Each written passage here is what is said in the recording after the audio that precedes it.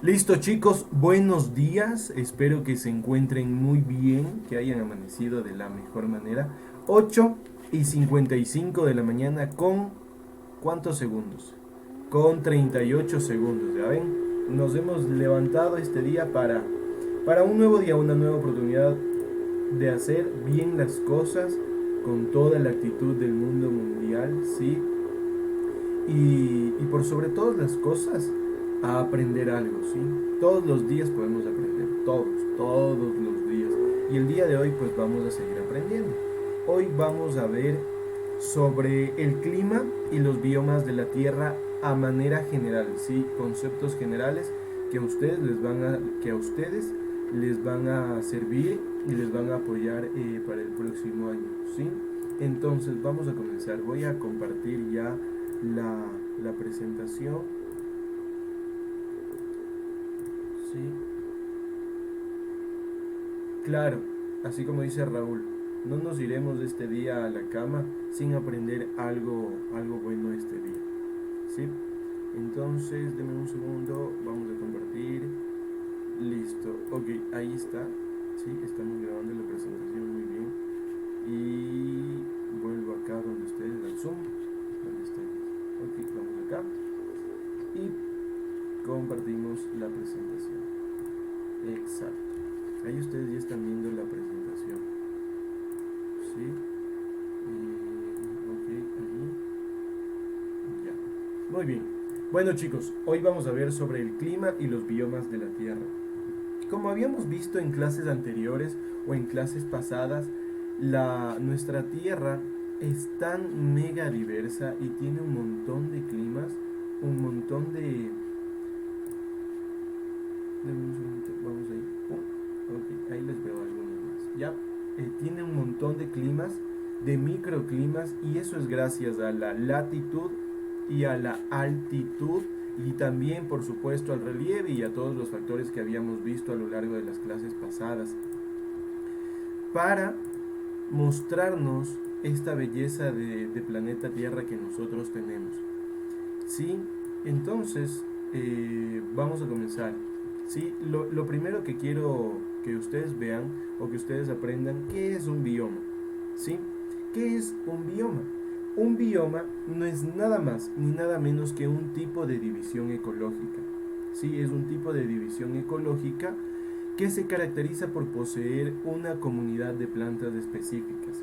¿Sí? Alrededor del mundo vamos a encontrar un montón de biomas porque no, porque tenemos una gran cantidad de factores que intervienen directamente en vegetación y en vida silvestre, ¿no es cierto? Los mismos animales o los animales que habitan Ecuador no los vamos a encontrar en Estados Unidos, no los vamos a encontrar en China, no los vamos a encontrar en el polo norte o en el polo sur, ¿sí? Únicamente pertenecen al bioma que están asignados para poder sobrevivir. Es como un bioma es como un gran ecosistema en el que hay un tipo de vegetación que predomina y lo diferencia claramente de los otros. Lo que les acabo de decir, el bioma que predomina aquí en nuestro país no es igualito, no es nada parecido al que predomina en Estados Unidos o al que predomina en España o al que predomina también en China. ¿Sí? Pueden parecerse los biomas que están cerca de la línea ecuatorial, eso sí, claro, porque tienen la misma latitud y altitud, pero van a pero pueden compartir ciertos factores, pero en su mayor parte no van a ser los mismos, ¿ya? Y aparte de eso, y aparte de eso, tienen una distribución específica alrededor del planeta y cada uno de ellos está cumpliendo una misión aquí en particular dentro del planeta Tierra. Además de eso, un bioma presenta un clima muy característico. ¿Sí? No es el mismo bioma o no va a ser el mismo clima el que se presente en dos partes iguales. Y un patrón de temperaturas y de lluvias parecidos. Lo primero que debemos ver es la presencia de especies de flora y fauna. La comunidad vegetal de un bioma puede tener plantas de aspecto similar, aunque éstas se diferencien de especies. Hecho, podemos tener en Colombia y en Ecuador la misma especie de plantas, pero van a variar un poquito. ¿Sí? Puede ser otro nombre científico, pero su nombre común va a ser el mismo. Y aparte de esto, las especies que habitan en un bioma están allí debido a las condiciones del lugar y a la historia evolutiva de cada una de ellas. Por ejemplo, el cóndor. El cóndor habita la parte de Colombia, Ecuador, Perú y la parte norte de Chile. No vamos a encontrar ninguna otra ave alrededor del mundo que se parezca al cóndor. ¿Sí? No vamos a encontrar ninguna otra ave en todo el mundo que se parezca al cóndor. Y ya se me adelantó la diapositiva. Ok, ahora sí vamos a comenzar a ver cuáles son los biomas que encontramos nosotros alrededor del mundo.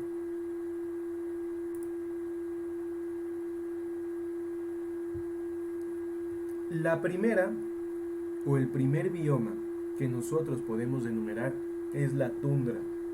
¿Sí? Esta se encuentra principalmente en latitudes muy altas, es decir, cercano a los polos tanto norte como sur, sobre la región ártica, pero también en zonas montañosas de América, de África y de Asia, es decir, principalmente en las montañas que superan los 3000 metros sobre el nivel del mar. De hecho, es decir, cerca de los nevados. En este bioma predominan o dominan las hierbas y arbustos, es decir, todo el césped. ¿Sí? Todo el césped. Su fauna la conforman renos, liebres, osos polares y aves migratorias. Y este bioma presenta temperaturas entre los menos 23 grados centígrados y los 5 grados centígrados. Es decir, presenta temperaturas muy bajas, donde deberíamos estar con bastantes chompas para poder abrigarnos. Y ahí tenemos el grafiquito de la tundra, ¿sí? Es principalmente en el sector de los nevados. El bosque boreal es uno de los siguientes, el que está un poquito más abajo de la tundra. Este se encuentra en una latitud menor que la de la tundra, como les había dicho, y se halla principalmente en el hemisferio norte, en América, Asia y parte de Europa. ¿Sí? Estos son los paisajes que vemos en las películas que nos encantan, así los bosques llenitos, bien copaditos. Y con los lagos y todo eso. Esta se halla y también en partes de Sudamérica y al sur de Oceanía. Su temperatura oscila entre los menos 26 grados hasta los 14 grados centígrados en época que sale el sol, en época de verano. Y el siguiente es los bosques templados caducifolios. Estos son esos bosques que ¿en qué época? En otoño se vuelven todos amarillos, ¿sí?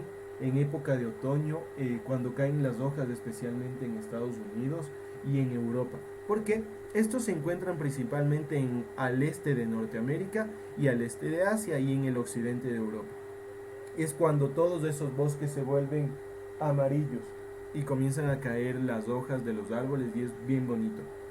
Su vegetación dominante está compuesta por árboles y arbustos y su temperatura oscila entre los menos 7 grados centígrados, sigue siendo bastante frío, hasta los 24 grados centígrados.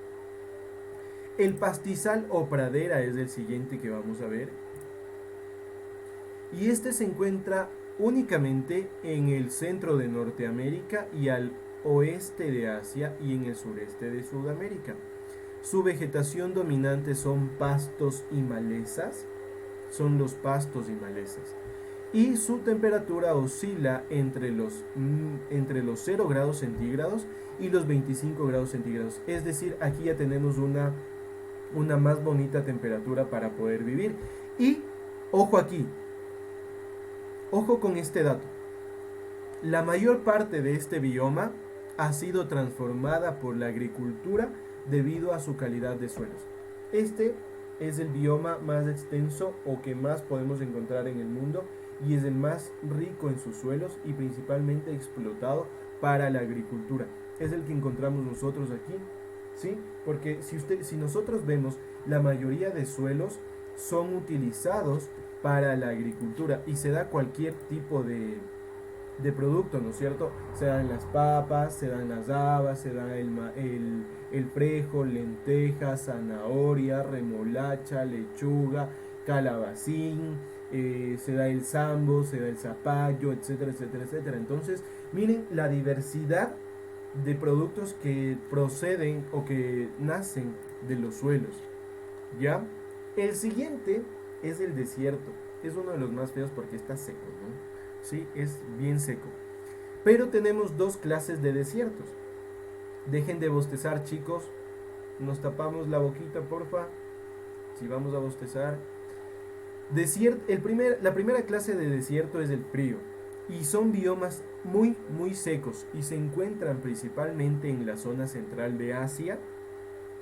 Y su temperatura oscila entre los 0 grados hasta los 23 grados centígrados. Es decir, más o menos como la temperatura que nosotros vivimos aquí, no es tan caluroso.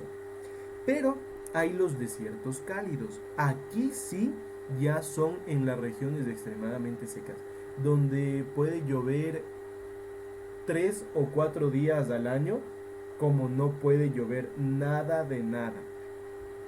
Y se encuentra al sur y norte de África, también en Australia y al sur de Norteamérica, donde está el Gran Cañón. Sí, especialmente donde está el Gran Cañón. Sí han de haber escuchado el Gran Cañón, ¿no es cierto? Y al oeste de Sudamérica, donde se realiza o donde se realizaba en años anteriores el Rally Dakar, especialmente en las pampas argentinas, en una parte de Chile y al sur de Perú. En Perú hay un lugar hermosísimo, es un desierto, pero este desierto tiene, el suelo es un montón de colores, es un montón de colores. Si me acuerdo el nombre, capaz y al final les indico la foto. Y hay otro desierto también, en el que hay demasiada sal en ese desierto, que parece que hubiera un espejo, que el suelo sea un espejo, ¿sí? Porque ustedes se ven el reflejo, con el reflejo de los rayos solares, ustedes parecieran que se reflejan en el piso, y es por la cantidad de sal que existe en ese desierto. No recuerdo si ese desierto está en Argentina o en Chile, pero el desierto de Perú es muy bonito. Vamos a ver si al final les indico una foto para que ustedes vean. Y primero hacemos turismo aquí en Ecuador y después nos vamos a Perú a ver ese desierto hermoso, ¿ya? En este desierto cálido se encuentra el desierto del Sahara y en Australia. Sí, ustedes ven en Australia también hay muchos desiertos, ¿sí? Hay muchísimos desiertos y por eso es que hay muy poca agua en muchas partes de Australia. El anteúltimo, sí, el anteúltimo bioma es el chaparral. Este se encuentra en la región del Mediterráneo y en pequeñas regiones al occidente de Norteamérica, Sudamérica y al sur de África y Australia. Su temperatura está en el rango de los 10 grados hasta los 16 grados centígrados. Y vamos a ver los tres últimos tipos de biomas.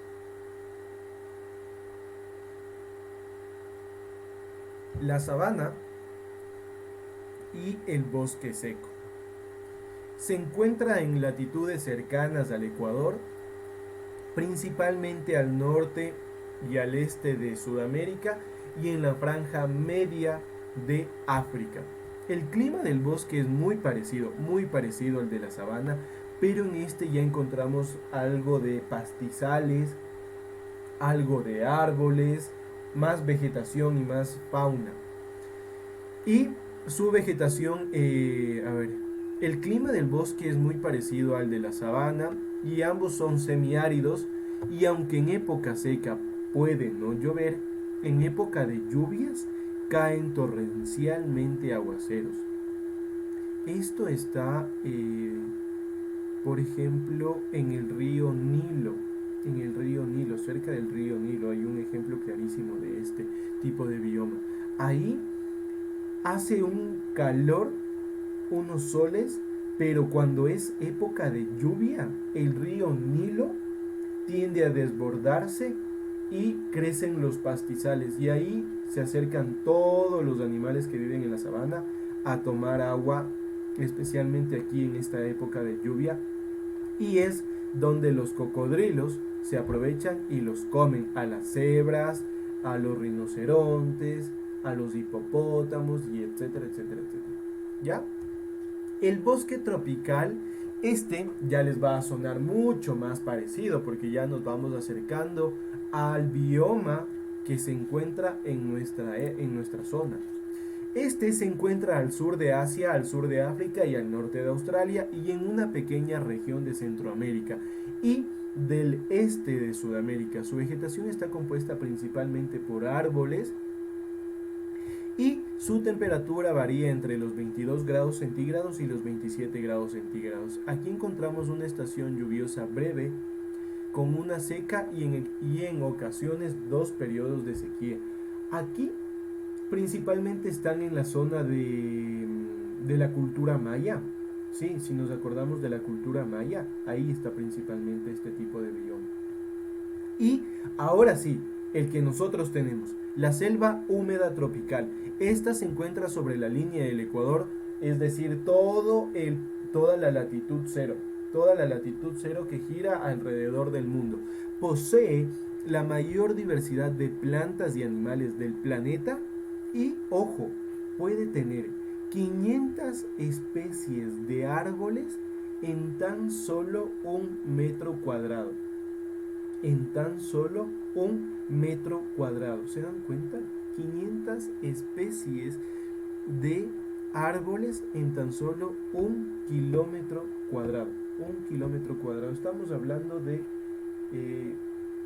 sí, sería una manzana. En una manzana de lo que nosotros conocemos, de lo que es aquí Yaruquí, en una manzana pueden haber 500 especies de árboles en una manzana. ¿Se dan cuenta? Es tan diverso este bioma.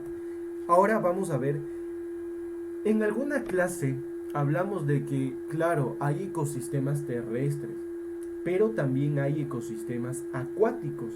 Vamos a ver cuáles son.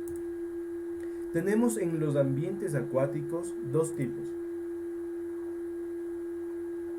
La primera son las aguas marinas. Esta contiene altísimas concentraciones de sales y son las que cubren gran parte de la tierra. Son los océanos y los mares. Sí, en las aguas marinas ahí vamos a apuntar que son los océanos y son los mares. Y gracias a su dinámica influyen en el clima del planeta. Sí, ya vamos a ver por qué influyen en el clima del planeta. Y las aguas continentales, cuando nos referimos a aguas continentales, estas poseen menor concentración de sales y son o se encuentran conformadas por lagos y ríos que recorren a través de los continentes. Claro, nosotros sí podemos tomar el agua de los ríos y de los lagos, ¿no es cierto? Porque no tienen gran concentración de sal. Pero vayamos a tomar un poquito de agua del mar y ¿qué nos pasa? Nos atoramos por la gran cantidad de sal que tiene.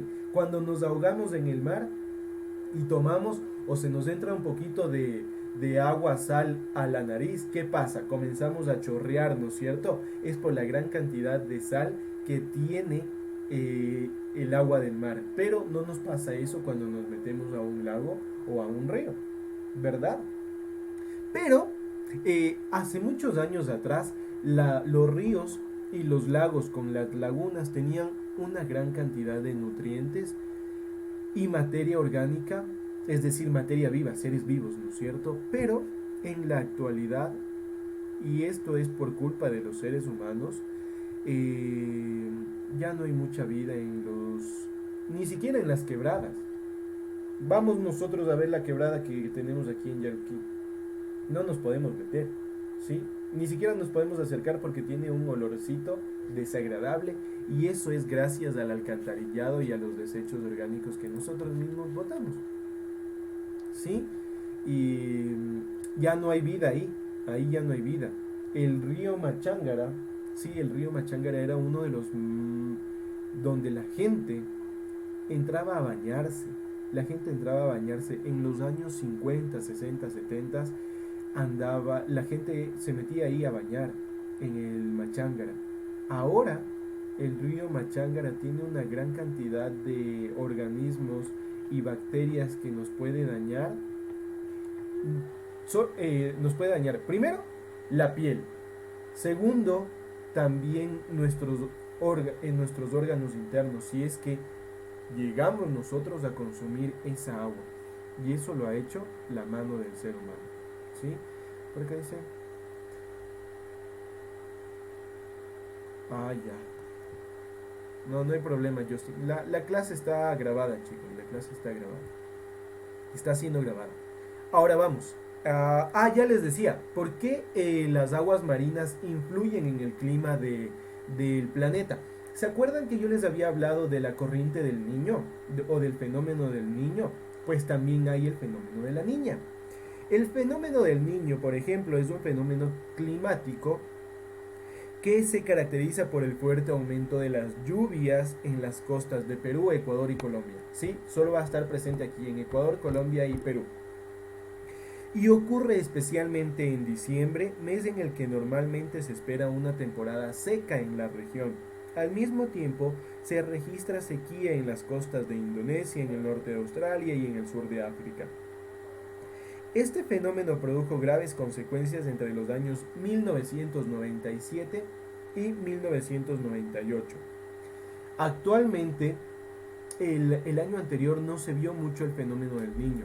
En esta época del fenómeno del niño aquí en Ecuador hay las inundaciones, sí, en la zona de la costa ecuatorial, pero el año anterior no hubo mucho invierno en el fenómeno del niño.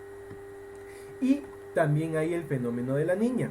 El fenómeno de la niña es un fenómeno climático que se caracteriza en cambio por fuertes secas o sequías en las costas de Perú, Ecuador y Colombia.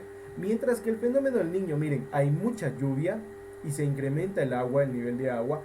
En el fenómeno de la niña hay una época de sequía y un aumento de lluvias en las costas de Indonesia y en el norte de Australia. Es al contrario, ¿no es cierto? Cuando es la época del fenómeno del niño, en Indonesia y en Australia no hay lluvias, es totalmente seco. Pero cuando es el fenómeno de la niña, acá hay época seca y en Australia e Indonesia es época de lluvia. Esta se da en una frecuencia menor que el fenómeno del niño. Sí, el fenómeno del niño puede haber todos los años, pero el fenómeno de la niña tiene que pasar un cierto periodo para que vuelva a haber. Y ahora sí vamos a ver cómo el clima ha ido cambiando en el transcurso de los últimos años. Y vamos a ver cuáles son los factores que han influido en que cambie el clima, ¿sí? Vamos ahí. A ver. Lo primero, o el primer factor que influye para que el clima cambie, es el calentamiento de la atmósfera. El calentamiento de la atmósfera se da por la acumulación de carbono o de CO2 en la atmósfera. Recordemos que el carbono se da principalmente por los por los fósiles, ¿sí? Por los fósiles, petróleo, gas natural y también todo lo que tiene que ver con el monóxido de carbono, que es lo que expulsan los carros. Pero a ver, aquí primero debemos saber qué es el ciclo del carbono. ¿Hecho? ¿Qué es? El carbono es el principal componente estructural de las materias o de las moléculas orgánicas y por tanto de los seres vivos. El carbono es el elemento principal para la vida. Cuando nosotros queremos ver cuántos años tiene un árbol, que lo encontramos, digamos que estábamos excavando y encontramos una semillita, nosotros o los científicos hacen la prueba del carbono para poder averiguar cuántos años tiene. Eso es lo que han hecho a lo largo de la historia con cadáveres de dinosaurios que han encontrado. Hacen la prueba del carbono para saber cuántos años tiene. Entonces, el carbono es captado en forma de dióxido de carbono o CO2, que es el que daña al planeta, y este es captado por los organismos autótrofos. Ya les voy a explicar qué son estos. Tanto terrestres como acuáticos, que devuelven una parte a la atmósfera a través de la respiración. O sea, ya lo eliminan, ya devuelven algo limpio. Y la otra parte también la almacenan en su cuerpo. Pero lo que no logran absorber se queda en la atmósfera y crea los daños en la capa de ozono. ¿Qué son los organismos autótrofos? No los habían escuchado capaz hasta la actualidad. Son todos los seres que necesitan la luz para fabricar su propio alimento. Es decir, son vegetales y plantas. ¿Sí? Recordemos que todas las plantas necesitan de la luz solar para poder vivir y producir la savia bruta. Esos son los organismos autótrofos.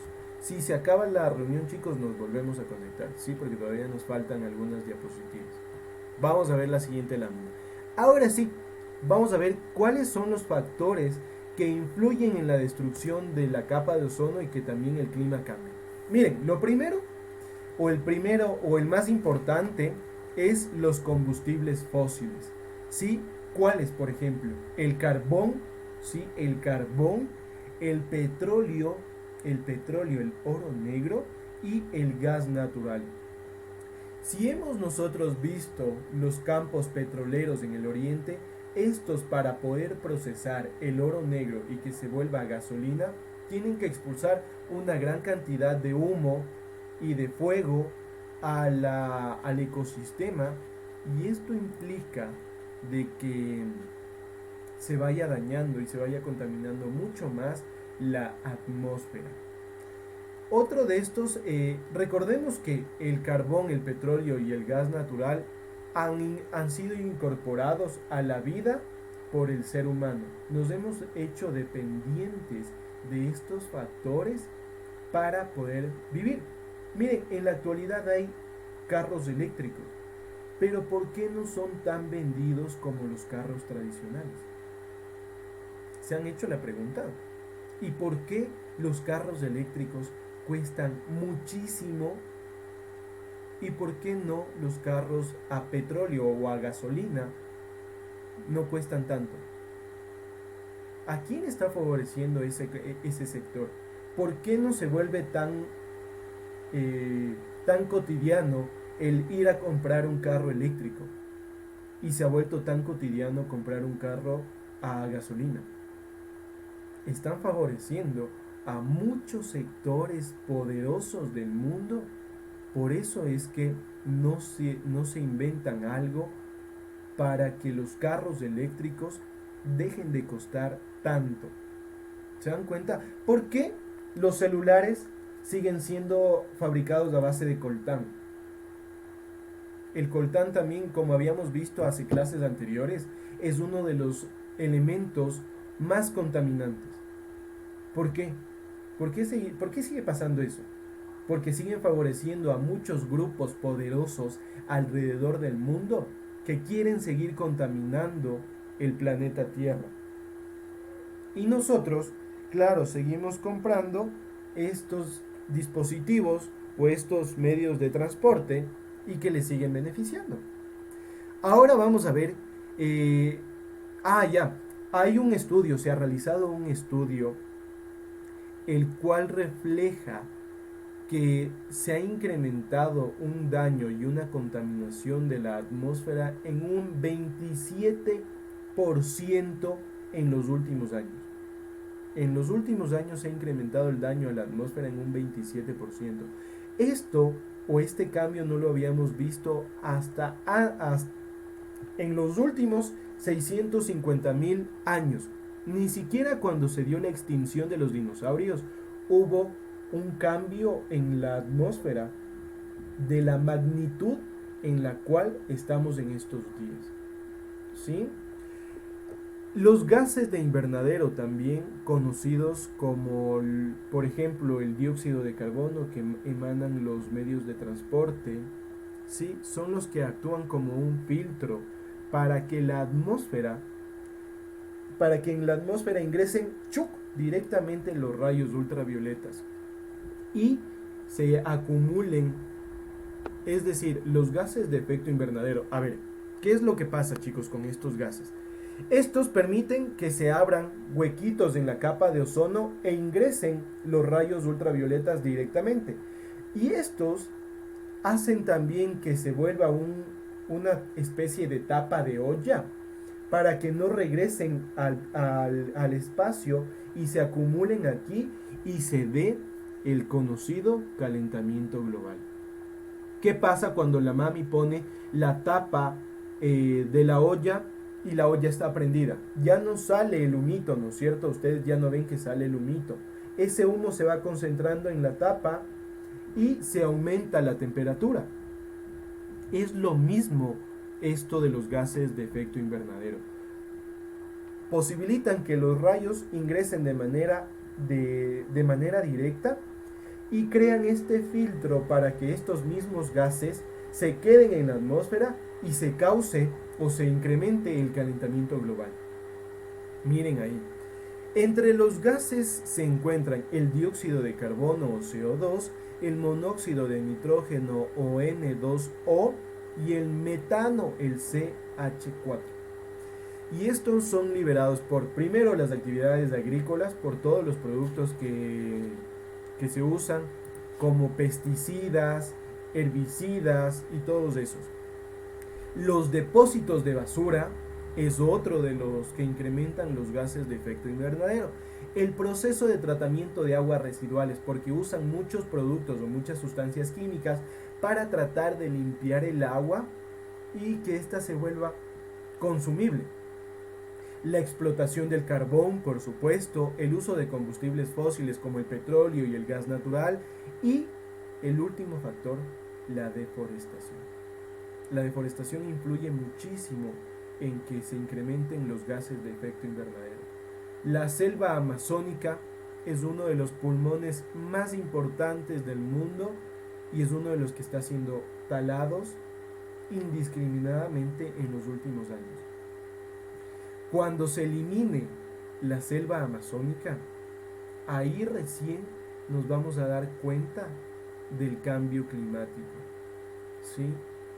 Recordemos que el calentamiento global es parte del cambio climático.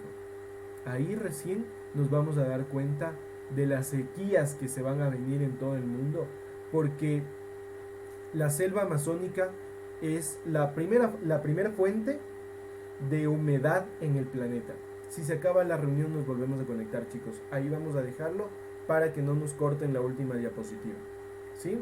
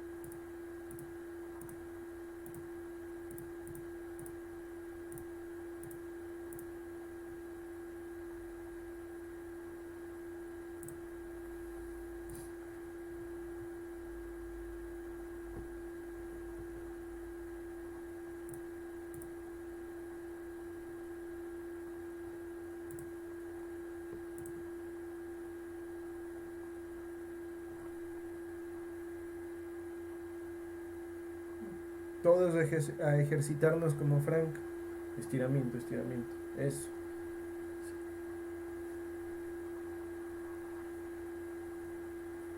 Muy bien, Frank. Perfecto. Bien ese estiramiento. Para que no se duerma, para que no se duerma eso. Ahí vamos, los hombros, hacia adelante, hacia atrás. Muy bien, 1, 2, 3, ya. A ver, chicos, seguimos. Seguimos. Un segundito, vamos. Ya nos falta poquito, ya nos faltan 2 láminas. ¿Sí? 2 láminas y con eso ya acabamos.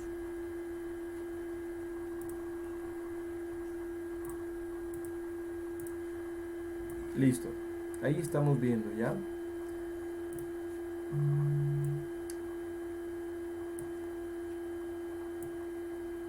Muy bien. Ahí estamos. Ya, chicuelos. A ver, vamos a ver la última diapositiva. ¿Cuáles son, ¿Cuáles son las consecuencias del calentamiento global? Acuérdense en que el calentamiento global es parte del cambio climático. El cambio climático va a ser o es la debacle del ser humano como lo conocemos en la actualidad. Ustedes sí han visto películas en las que, por ejemplo, Mad Max. ¿Han visto Mad Max? Sí, Mad Max. Irán a ver. La gente ahí se pelea por el agua. ¿Sí? No, pero hay una, Raúl, hay una Mad Max que no recuerdo de qué año es. La verdad, denme un segundo, voy a buscar Mad Max y les indico una foto. Mad Max. Ya, Mad Max Furia en el Camino se llama. Miren, es esta. Es de esta película. Mad Max Furia en el Camino. Esa película. Irán a ver, es súper buena. Mad Max. ¿Sí? O hay otra película, déjenme ver si me acuerdo el nombre. Voy a escribirla porque creo que no recuerdo el nombre. Denme un segundo. Em, donde buscan tierra firme. Ya, esa película se llama Waterworld. Mundo Acuático. Mundo Acuático se llama la película, chicos. Mundo Acuático, les voy a indicar. Mundo Acuático, película. Ok. Esta película también es súper buena. Irán a ver. Mundo Acuático. De este chico que tiene una mutación y tiene branquias y puede respirar debajo en el agua. ¿Sí? Ya. Mundo Acuático. Cuando están buscando tierra firme. ¿Se acuerda, Raúl? Esa también es muy buena. Y estas películas hablan de algo que va a pasar. O sea, miren, puede pasar 2 factores. Que la tierra se seque y que solo haya lugares específicos en donde haya agua, o que haya una mega inundación y todos tengamos que vivir en barcos. O sea, es una de las 2 cosas. Una de las 2. Pero la mayor parte de personas en el mundo van a morir. ¿Sí? Si hablamos del 100%, capaz y el 50 o el 60% de la humanidad va a morir. Vayan a ver estas películas. Son súper buenas y hablan de algo que en verdad puede llegar a pasar. Ya, vamos a ver cuáles son estos factores o estas consecuencias del calentamiento global. A ver, lo primero, cuando pase la lámina, dirán ustedes, no sé por qué no pasa. Ok, ahí ya pasó. Muy bien. Lo primero es la rápida elevación de la temperatura terrestre y oceánica. ¿Sí? La temperatura va a aumentar, va a incrementarse y claro, como dice Franco, o se puede congelar todo. ¿Sí? O se puede congelar todo. Va a haber una tercera época glacial y ahí sí fregados. Nos inundamos o todo es seco o nos congelamos. Esas 3 causas, ¿sí? El otro es el derretimiento de los glaciares y los polos que ya está pasando. Este factor ya lo ha pasado. El primero también ya lo hemos pasado. Miren, en el mes de abril, hace muchos años atrás, todo el mes de abril llovía. Abril aguas mil le llamaban. En este año abril no llovió mucho. Hubo días que llovieron, pero ya no tanto como llovía años atrás. Sentimos que ahora hay más meses de sequía que más meses de lluvia. ¿Sí? Y aparte de eso, los océanos han incrementado su temperatura. Es por eso que muchos peces han dejado de existir porque ya no encuentran tantos nutrientes, tanto plancton y zooplancton para poder nutrirse de eso y alimentarse. Otro de esos es el aumento del nivel de los océanos. ¿Sí? Hay lugares en donde los océanos han avanzado ya 10, 20, hasta 30 metros desde donde los conocían hacia adentro, es decir, ya hacia las casas. Ese es otro factor que ya estamos viviendo. La aparición de climas más extremos, de épocas de sequía mucho más duras o de épocas de lluvias mucho más duras, ya las estamos viviendo. No es que el calentamiento global va a llegar en 30 años o en 20, ya está pasando. La desaparición de vida silvestre, esto desde hace muchos años atrás con la caza furtiva, y eso dado por el hombre. ¿Se dan cuenta? La contaminación del aire, ya hemos hablado de que el 27% de el cambio atmosférico ha cambiado en el 27%, se ha incrementado. Y eso es, otra vez, por el ser humano. Por el ser humano. Hemos sido el peor virus que ha existido aquí en el planeta Tierra. Y no somos tan consecuentes con lo que hemos... Nosotros somos la especie viva más reciente. Todos los demás ya estuvieron aquí presentes. Vamos a ver cuál más. La contaminación del agua. La contaminación del agua, ojo ahí, es otro de los factores más importantes. Si se contaminan todas las aguas dulces, ¿qué vamos a tomar? En esta película de Mundo Acuático, las personas tuvieron que inventarse la manera de transformar el agua del mar para que sea agua que nosotros podamos tomar. ¿Sí? Y el último, la contaminación del suelo, que ya no va a ser tan fértil como lo era actualmente. Y todo esto, chicos, todo esto es gracias a que nuestro mundo está enfermo. Y eso es porque nosotros hemos sido parte o hemos influenciado al cambio climático. Y es así como hemos terminado la clase del día de hoy. Vamos a ver cuál es nuestra tarea. ¿Sí se dan cuenta cómo está de enfermo nuestro planeta? Hagamos algo, chicos. Ustedes, todos nosotros, todavía estamos a tiempo de hacer algo por el bien de nuestro planeta. ¿Sí? Vamos a ver cuál es nuestra tarea. Muy bien. Debemos pasar al cuaderno la materia que hemos visto el día de hoy. ¿Sí? La materia que hemos visto el día de hoy. Resolver el taller de lectura de la página 232, excepto el numeral 3 y 4. ¿Sí? No vamos a resolver el numeral 3 y 4. Y de ahí vamos a resolver el taller de lectura de la página 233 y 234. Esto lo vamos a entregar para el día lunes 22 de junio del 2020. Lunes 22 de junio del 2020. Hasta las 11 de la mañana. ¿Ya? ¿Sí? Muy bien, voy a dejar de compartir la pantalla porque esto igual les voy a mandar al grupo de WhatsApp. Voy a detener la grabación.